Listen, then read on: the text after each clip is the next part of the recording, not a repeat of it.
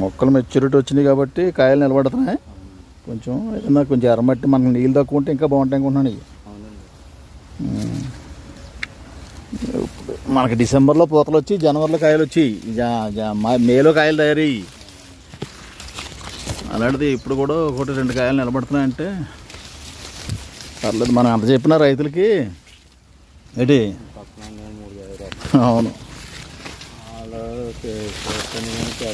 Doubt. అయ్యో ఉన్నప్పుడు రారు, కాయలు ఉన్నప్పుడు రారు, లేనప్పుడు వచ్చి మాకు చూపించండి కాయలు.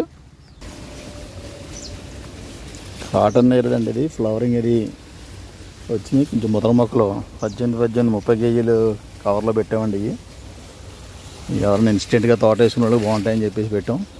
ఆల్రెడీ కాయలు కొమ్మ నిద్రావస్థ నుంచి మేలుకుంటే చాలు ఫ్లవరింగ్ వచ్చేస్తుంది అనమాట. ఇక్కడ చూడండి విపరీతమైన ఫ్లవరింగ్ వచ్చినాయి కానీ రాలిపోతున్నాయి పూతలు.